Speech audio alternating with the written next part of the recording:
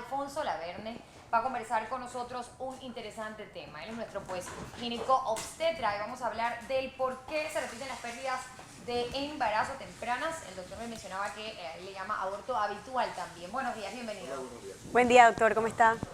Gracias a Dios. Qué bueno Muy bien, tenerlo por acá. gracias, doctor, gusto en verle. Es bastante común ver en Panamá mujeres pues que tienen pérdidas de embarazo. Mira, las pérdidas a repetición o aborto habitual no son tan frecuentes. Más o menos podríamos estar hablando que hay un porcentaje de 15, más o menos 15% de mujeres tienen una pérdida, pero ya pérdidas repetidas ese porcentaje es mucho menor. Posiblemente ande cerca del 2% o 3%. ¿Qué se considera un aborto a repetición, un aborto habitual? Hay una definición que es usualmente Naciones Unidas o la parte de la salud, Organización Mundial de Salud, dice que son por lo menos 3 pérdidas en una mujer que pueden ser seguidas o también pueden ser intercaladas entre un aborto, entre un embarazo normal y luego una pérdida. Pero nosotros realmente lo manejamos ya, después de 2 pérdidas seguidas, ya uno tiene que buscar información a ver qué puede estar pasando, porque eso ya caería se catalogaría como infertilidad secundaria. Entonces, si hay 2 pérdidas seguidas, nosotros vamos a investigar. Hay muchas causas que pueden provocar una pérdida. Malformaciones dentro de la matriz, por ejemplo, que haya algún tipo de fibroma que esté afectando la cavidad o un pólipo. A veces hay algunas, cuando después de un curetaje a veces se forman como unas fibrosis dentro que también puede afectar. También hay partes que tienen que ver con cambios genéticos, o sea, una malformación producto de que el óvulo que se fertilizó viene con problemas genéticos, entonces el cuerpo hace una selección natural y se provoca una pérdida. Entonces hay otras causas también. El cuerpo ¿no? hace una selección natural y se provoca una pérdida. Claro, ¿Qué quiere decir con porque se sabe, él detecta que hay un embarazo que viene con problemas que no viene normal. A Entonces, eso iba para también. evitar un programa. Eso se puede, claro, eso se puede detectar con tiempo, entonces ya ahí se toma una decisión, ¿no? Claro, nosotros como a nivel médico podemos detectarlo mediante ultrasonido ya cuando un embrión se está desarrollando, pero muchas veces hay una selección natural del mismo cuerpo, porque de repente un embarazo dejó de crecer.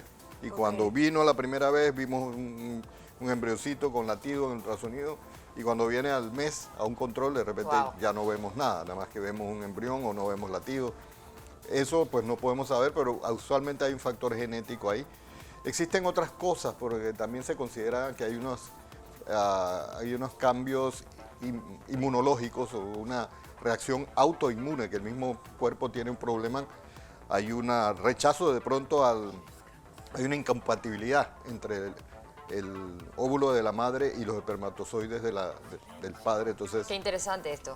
crea una reacción inmunológica. Esto se ha venido estudiando y cada día tiene más y más información que se ha venido pues, metiendo ya en un campo más profundo de la infertilidad, ¿no? ¿Qué pasa en estos casos, por ejemplo, en el que se sabe ya luego de varios abortos involuntarios, que de repente usted como médico hace un estudio y se da cuenta que no son compatibles papá y mamá? ¿Cuál es la opción que se le da a estos padres? Mira, existen unos tratamientos que son una especie de vacunas, o sea, se crea una especie de vacuna utilizando sangre del padre, se procesa y luego entonces se hacen unas vacunas para inyectarle a la madre para ir bloqueando esa reacción de anticuerpos en contra del padre. Esos son estudios que se han venido haciendo, que cada día pues se va tomando más peso y hay más posibilidad de hacer este tipo de tratamientos. Si nosotros sabemos que la causa puede haber sido una infección, pues obviamente hay que tratar esa infección, tipo toxoplasmosis, citomegalovirus, hay un montón de problemas infecciosos que pueden provocar abortos. Y también, obviamente, si es un problema genético, hoy en día se hacen estudios para determinar si ha habido un problema genético, entonces se puede hacer un diagnóstico preimplantario. ¿Qué quiere decir esto? Esto ya sería a nivel de fertilización in vitro, porque habría que buscar crear embriones, ¿sí? Fuera de la matriz, en un laboratorio, hacer un diagnóstico y determinar si vienen con algún problema genético. Estas son cosas ya mucho más avanzadas. Pero hay un problema también muy frecuente que se llama la trombofilia, que es un problema de coagulación. Entonces, en estos casos lo que pasa es que hay problemas que se aumenta la coagulación a nivel de donde se implanta el embrión dentro de la matriz y puede provocar pérdidas.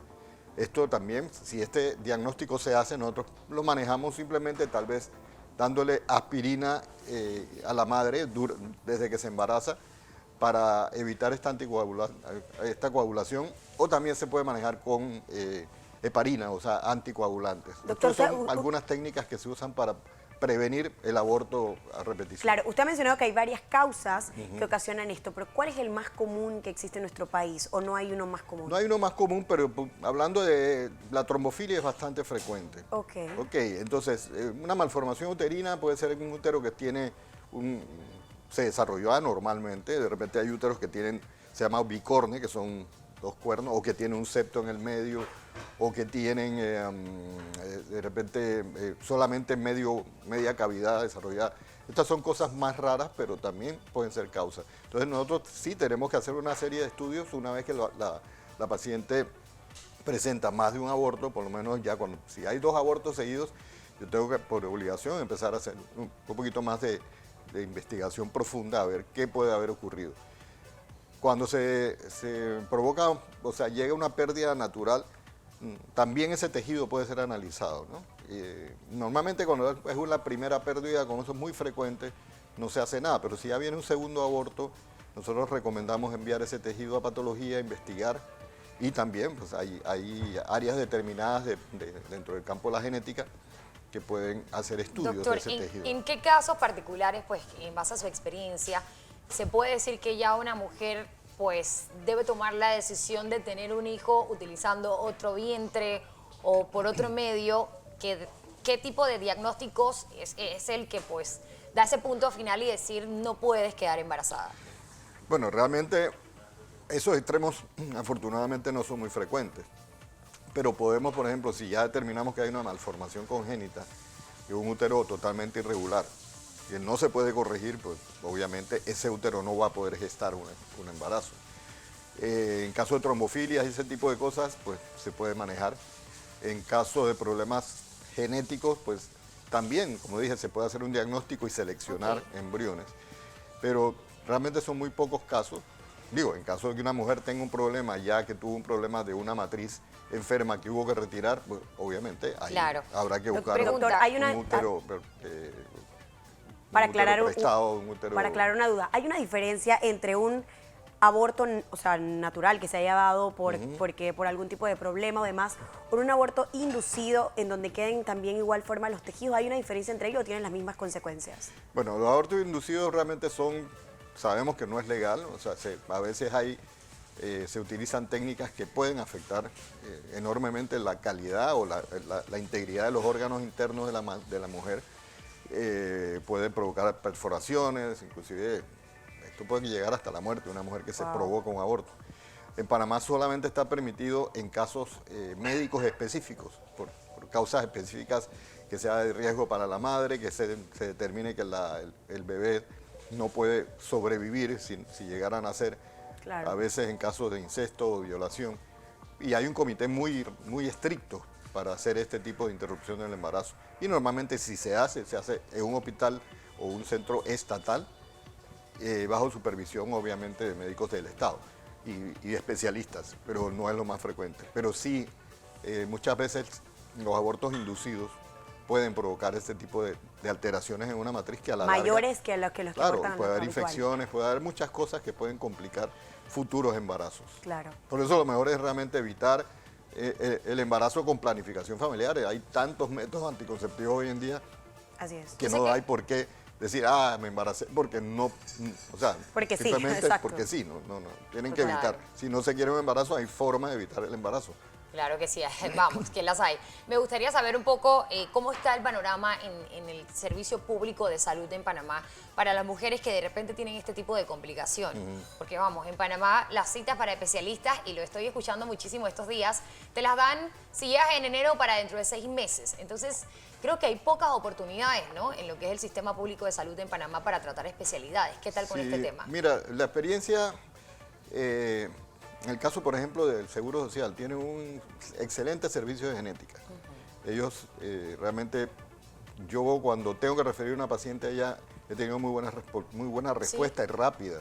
O sea, sí, obviamente hay mucho volumen, pero ellos están muy bien organizados y sí he tenido pues una respuesta satisfactoria para estas pacientes que son evaluadas y se le hace simplemente se le hace un historial, se le hacen los exámenes que sea necesario. Existe el sistema, gracias a Dios, y funciona muy bien. Qué bueno saberlo. Porque estos también son exámenes muy costosos, ¿no? Entonces, sí, por eso. Totalmente. Yo sé que no cualquiera puede costearlo tampoco. Sí. Exacto, y claro que se torna impaciente por el tema que usted acaba de mencionar, que es bastante volumen. Claro. Sin embargo, ya uno pensando y organizando que sí se lleva a cabo, nada más que toma un poquito más de tiempo, pues vale la pena ahorrarse ese dinero definitivamente. Claro. Sí, yo creo que, bueno, toda mujer, independientemente de la clase económica en la que te encuentres, tienes o el nivel de accesibilidad que tengas, pues yo creo que todas tenemos derecho en algún momento, si tenemos el deseo de ser madre, a hacerlo, ¿no? Y me preocupaba un poco, y por eso le hacía esta pregunta, porque es que conozco casos en otros campos que lamentablemente no están siendo bien atendidos. Mucha gente a las que se le da cita, por ejemplo, conozco un caballero, comentando eso aquí un poquito, que acaba de tener un preinfarto y necesitaba un nutricionista y le dieron la cita para dentro de 4 meses.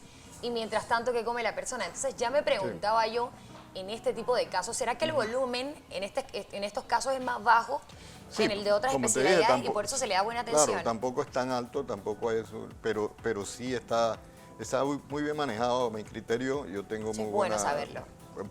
Tengo la seguridad de que si yo tengo una paciente, la estoy refiriendo a la clínica de genética del hospital del Seguro Social, pues yo sé que va a ser bien atendida de una manera relativamente rápida, porque estas cosas muchas veces hay que hacerlos, son diagnósticos que se deben manejar con rapidez. Doctor, influye mucho también el cuidado que nosotros tengamos durante el embarazo para que no se dé este tipo de situaciones. ¿Qué sería como lo principal que nosotros debemos pues considerar y mantener en orden, como ustedes siempre dicen, el tema de las visitas al médico constantes y este tipo de cosas? Porque a veces yo pienso que se han dado casos de que uno como que se desentiende al 100% o a veces hay embarazos que uno no se da cuenta hasta los 3 y pico de meses. Entonces, este tipo de cosas quizás, no sé si puedan afectar también a este tipo de aborto habitual. Claro, o sea, por ejemplo, una recomendación que siempre se da a una mujer que ya esté pensando en embarazarse, se le recomienda empezar a tomar ácido fólico. El ácido fólico está demostrado que ayuda a prevenir problemas como con lo conocido defectos de tubo neural. ¿Qué quiere decir eso? Defectos de la formación del sistema, de lo que es la columna vertebral.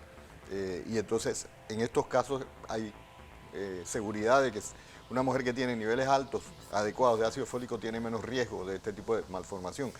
Pero también se sabe que el ácido fólico puede prevenir otro tipo de patologías y cada vez se están haciendo más y más estudios. Por eso es una recomendación vital.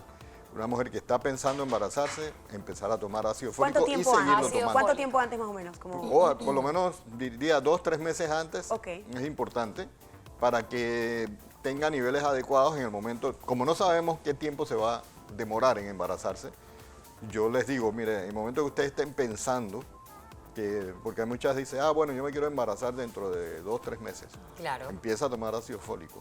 Eso va a ayudar a que haya una formación mejor del embrión.